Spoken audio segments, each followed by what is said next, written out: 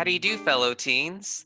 Today it looks a little bit different because we are not in the building. We are doing a Zoom recording because the library is currently closed due to our AC being fixed, and nobody wants to be in that building in the middle of summer.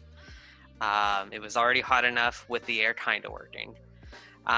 So today we're going to do things a little bit differently. I figured we could just kind of have a conversation about Marvel movies and see who everybody's favorite heroes are, which favorite Marvel cinematic movie everybody prefers, and kind Now of go from there. hold on. Don't exclude DC from this, Have you mister. seen a DC movie?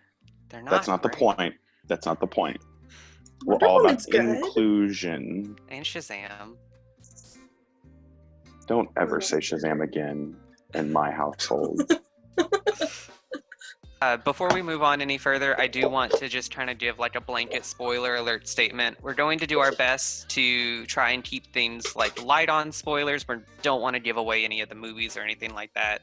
But, you know, emotions run high and, you know, people have feelings, and we'll do our best to not divulge too much of the movies. And again, anyone that has been in the teen center while all three of us are there conversing with the teens about this subject matter in general knows how contentious this is. This isn't just the three of us being catty. I mean, it is, but there's reasons behind it. I still go Reasons by what I said indeed. earlier. The titles themselves, to an extent, become spoilers as it goes along. That's only if you think too hard. Take it all, Endgame. Okay, it's the final movie. Boom. No, it's not. It's So the end of- outside of those Marvel movies, the live action ones, what have y'all thought of the Into the Spiderverse? That's something Loved that it. I have had to watch with both of my nieces on repeat, and I'm here for it.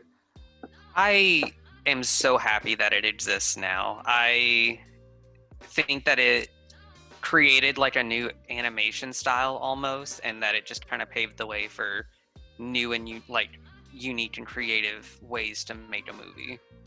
On a geeky note, the fact that it intertwines so many different types of animation and just different kinds of color palettes. I mean, we have the Noir Spider-Man going around, we have Spider-Pig style animation, we have CGI going in there sometimes. And for a movie like that to do it so tastefully and make it work, it's never even been done before until that movie. So it's pretty revolutionary. Yeah, I mean, and you could say that again. It was very pretty to watch. It had a wonderful soundtrack, and it's high time, as we're aware, that Hollywood and animators are more inclusive and include Black and brown leads, and that was a wonderful part of it. Miles is a beautiful character, though he's kind of klutzy. Just a little bit.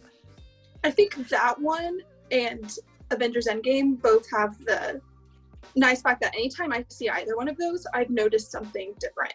Like with Spider-Man Into the Spider-Verse, there's so much going on the whole time, and then Endgame just being such an in-depth story. Mm-hmm. I agree.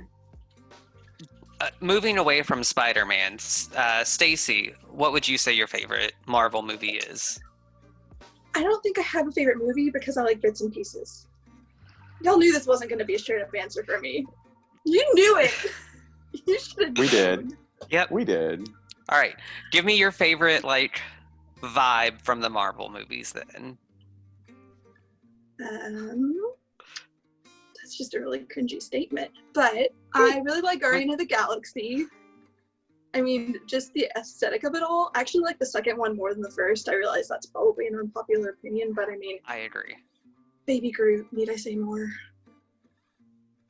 And that one is so emotional. I'm Mary Poppins, y'all. Oh. I'm gonna need therapy after this. So Colby, you were very defensive about DC earlier. Absolutely. What do you have to say about DC?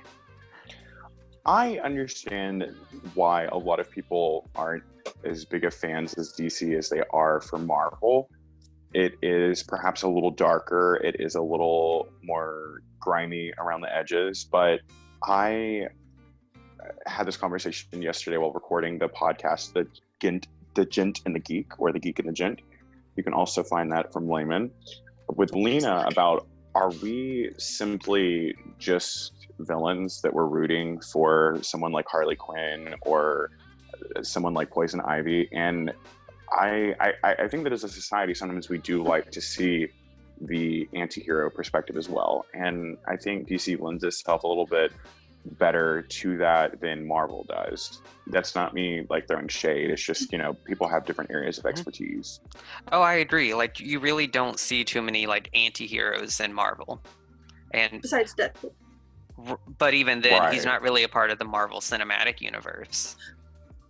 I will say, when I watch DC movies, I do have to turn the brightness up on my TV, otherwise I can't see it. That's fair. You're also half blind, but that's fair. Oh.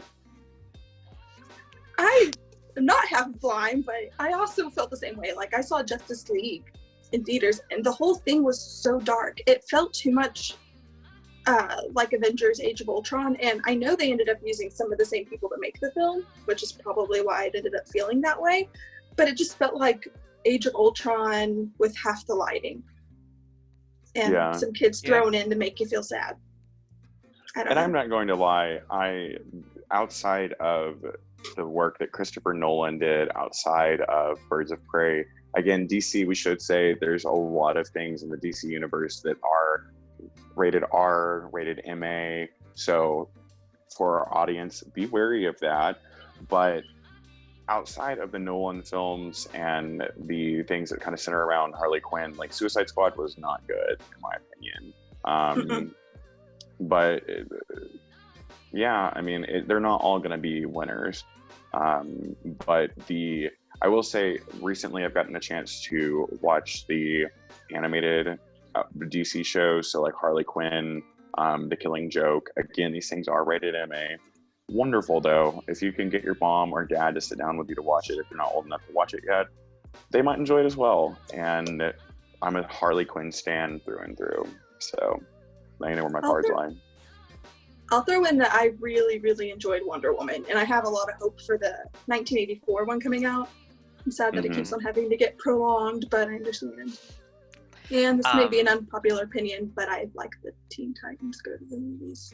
Okay, Teen Titans Go to the Movies Yes. is fantastic. It has Stan Lee twice! And this is just a reminder to all of you that are getting a chance to watch us right now that we have all of these materials available at either of our branches, either through an e-resource, a physical copy in graphic form, even in novel form. Additionally, we have all of these materials available either through physical form in DVD, Blu-ray, or we have them available through Overdrive. If you can't find what you're looking for there at the library, know that you can use our e-resources. And if you don't have a card, make sure that you reach out to us to get set up for one of those. It's free, simple, and fast. If you would like to utilize our curbside pickup that we have available right now at both of our services, at the main branch and at Argenta, make sure that you call at 501-758-1720 so that you can schedule an appointment through Monday through Friday. And we look forward to the next time that we get a chance to see you guys, either in person or distanced. Well, to all you cool cats and kittens out there, we have one thing to say. Bye! Bye! Bye!